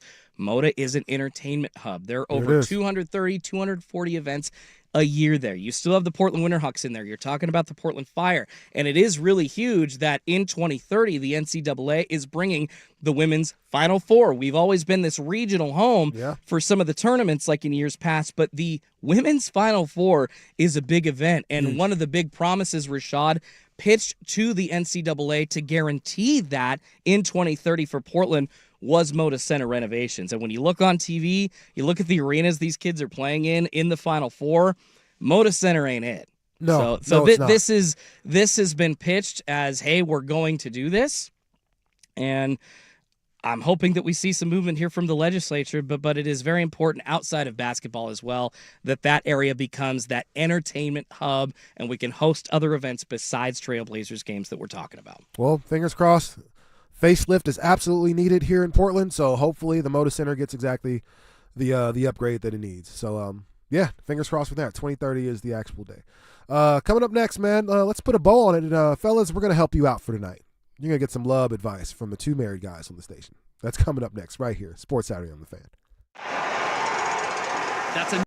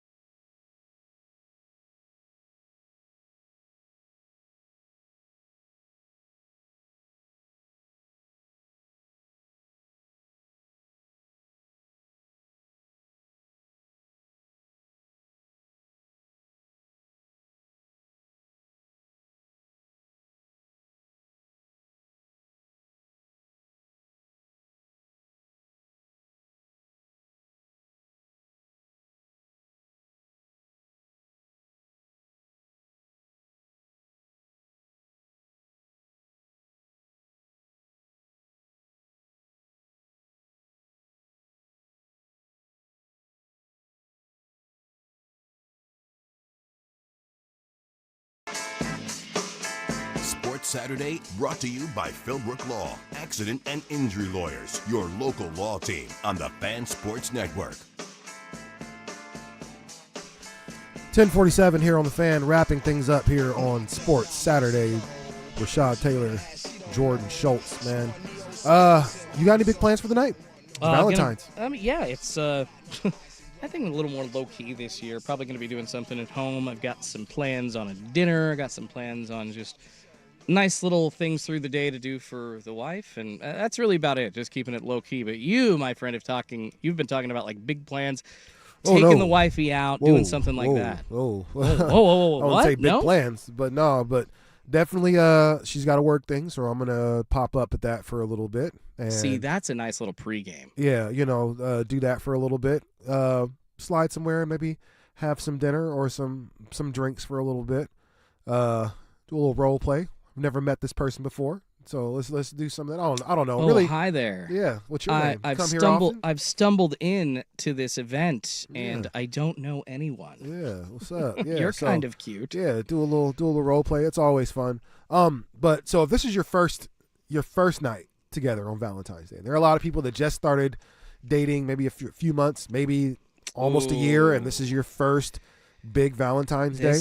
A lot of pressure. It's kind of threading the needle here because it's pressure in the sense that you need to go big but not too big. Like it literally, you have to hit that perfect spot. Listen, if you go grandiose, dude, too early, listen, fellas, it's gonna scare her away. this is the important part. Effort. Yes. That's really all you need for this first the day. thought. You can get a counts. lot of stuff wrong this first time because why? It was cute that you tried. Yeah. Right? So, effort. Have something planned. Even if the dinner is gross or the reservation took longer than it was supposed to or whatever the case is, take a shot, make a plan. Go somewhere. Have something. Card this time. This is the day you go all out. You get the card, you get the candy. Get Maybe the flowers. get the flowers, all this stuff. Absolutely. That's, for real, a little bear. That's the perfect Skip first. the jewelry. Yeah, no, jewelry is an anniversary time. That's 4 or 5 Valentine's days away, maybe 2 or 3. That you know and what I mean? that's Depending even on how deep a relationship is. Get her if you want jewelry. Wait till this Christmas. Do that. Yeah, do like, the Christmas seriously, stuff. yeah. And start with earrings. Yes. Start with earrings. Or a cheaper maybe necklace. maybe a nice pendant, something like Yeah. that. We're not going rings and stuff like that just yet. So, You can get in and out, like even in today's world, for like under $300 for like a lot of nice stuff for a lady. Like Yeah. it looks really good. But- So don't go crazy. But tonight, because don't want to go crazy on the gift because you're going to need to use that money for other Yes. stuff. So tonight, nice little restaurant. Yeah. Maybe not fancy. Something. Find out what she likes. Take her somewhere she's never been, somewhere she's never heard of, or take him somewhere he's never heard of, never been. Find out what they like in food. I'm sure you know that already, and then go You better. there. Right? That's one thing. Expect to spend on dinner on a Saturday specifically. Expect to spend about $100. And usually on Valentine's Day, dinner is attached to either a sappy movie, like a rom-com or a love story. You go back, you watch The Notebook together. It's dinner and an activity on Valentine's Day. Yeah. There's You wanna hear usually my a play? tandem of things. You want to hear my play? Let's So go. This isn't just a Valentine's thing. You Okay. can do this whenever, fellas. Check this out. Here's the plan. Coffee, museum, bar. That's the trifecta, right? We take people to coffee, especially if you guys are just kind of hanging everything like that. If it's a first time meeting, then coffee. If it's not your first time meeting, cool. We could skip that. We can hit the maybe some lunch first, a museum, and then a bar. We do those 3 things in that order. It's going to be a great day for you. The museum is cheap. It doesn't cost a whole lot of money. Drinks at first or initially can be, depending on where you go. Yeah. Tonight might be a little spendy, but if you get started early afternoon, mid-afternoon, you can have some pretty good drinks. A couple cool places. Angel Face is a nice little place to go. Bartini, nice little spot to go. Maybe you've never been there. Start there. Go to a museum for a little bit. Then go have some dinner, some small dinner, some lunch, something like that. Maybe find a place to go dance or something, anything like that. It doesn't have to be expensive. It doesn't have to be a lot, but it doesn't that's the plan. have to be super, super formal dress up. It can be if you want, but the lady wearing a nice dress, and you wearing either button up shirt or a polo is just fine. You don't need to go full suit and tie for this. That's kind of what I'm talking about. Like going over the top and looking like you're like a 40 or 50-year-old couple that's been married for 20 years. In fact, my wife and I were approaching 40, and we would still never on Valentine's Day go out in full suit I resent and the garb, fact that you say 40, 50-year-old couples look alike and dress alike. Jerk. What are you saying? I'm saying that No, traditionally, I get what you're parents saying, of our generation, Rashad, would, we're going to go on a date. And they look like they are dressed to the freaking nines. Well, that That's depends what on I where we're mean. going. That depends on where we're going. I'm one of those people, I don't get dressed as often as I would like to. Mhm. But if we're going out, I'm going to look great. I'm going to look great. I'm going to smell awesome. Yeah. It's one of those things, because I want, whatever women to be equally as jealous as whatever guys are looking at my lady. Yeah. So, I kind of want that too. Low I key. hear you there. I'm a narcissist. What can I say, bro? We've all got a little ego, bro. Yeah, it's what, okay. what can I say? I'm just that. But tonight, man, or keep it real cute. right? The Grotto is a great little spot to just take a little stroll, especially if it's not really raining or anything tonight, which I'm not sure what the forecast is supposed to be. Well, and even today, since Valentine's Day is on a Saturday, Rashad, you can even, if you wanted to start a little earlier today, there's a great bevy of brunch places around here. For So sure. if you had plans for that, you could do some wine tastings. If it's Valentine's Day and you're trying to do like a couple's massage or even go do like a couple's soak, there's saunas and soaks that Pedicure you can go together, do. you know what I mean? Yeah, Like something mani like pedis, that, some yeah. kind of self-care Yeah. activity where you both are having that relaxation together. You just That's kind of key. took the words out of my mouth, because my next thing is for you fellas that have been with somebody for a long time. Yeah. And they're probably a little tired of you by today. So that mani-pedi for them would be good. A nice little massage somewhere, and you can find some that are, I'm not going to say inexpensive, but not as expensive as other places. You know, those definitely exist. You know, some you can always hit, you know, my wife is she likes cigars, so we'll go to a nice little cigar lounge and Yeah. you know, kind of hang out there for a little bit. So I believe El Gaucho has a little cigar lounge in the back, you know what I mean, type thing. So that exists, and I think you can have some whiskey and stuff back there. So there's little cool things you can do too. So Yeah. it doesn't all have to be lovey-dovey everything. First off, know who your partner is, know what they like, See, know what that's they're into. lean into the strengths here, and that's kind of the key. If you're like a new couple or you're in a newer relationship, this is where the listening and the taking notes about what she likes and what she's into really comes into play. I'm not taking my wife to the WWE event. No, She probably doesn't want to go to that. More than likely. Saturday night, Valentine's Day, and you're like, hey, babe, I got us tickets to a comedy show. Like, unless you both love stand-up comedy. And it depends on who it is. Seriously, that Seriously. could be the way to go, Yeah. but it also could be the extremely wrong Seriously, thing if to you're do. if you're telling us Joe Coy or Dave Chappelle or something like that is here, then yeah, I mean, that's not a bad night for Valentine's. But if it's, Yeah. you know, here's they're doing improv comedy over, yeah, no, or if thank they you. hate stand-up. Like, this is, Yeah. you gotta lean into the strengths here. So, like, know what she likes. Yeah, tonight's not the night to really get real experimental. And as it's not far as- and it's not about what you want tonight. It's Valentine's Day is not for us. well, It's for actually, the it ladies. is. You do the right thing, you'll get what you want. Well, You do the right I mean, thing in most activities cases. wise. Yeah, and but seriously, if you do the right activities, Yeah. you can have the night of your life if you really, really try hard enough. So ends up taking it ends up being like in South Park when you take your wife to a musical theater production, right? Oh, You know what I'm talking about? I don't remember that one, but if it was in South Park, it couldn't have ended positively. It happened very positively for the men. They would receive things from their wives because they took them to musical Oh, theater well, yes. productions. Well, there it is. So, there you Yes. go. You show that you care. You show that you're Yeah. willing to do some stuff that you don't love, and you're going to get a lot of things that you do love. That's just usually the way it works. Boom. So, yeah. Well, man, it's always fun, Jordan. Thank you so much, bro. I Yeah. appreciate you. Enjoy you, Rashad. Love you all out there, man. Love you more, man. Happy Valentine's Day to you all. Please have a happy and safe weekend. We will be back next Saturday, 9 a.m. to 11. Gang will all be here, I think, unless Joey's really, really killing it, so who knows. But for my guy, Jordan Schultz, I'm Rashad Taylor. We'll see y'all next week. Peace. Okay, stay.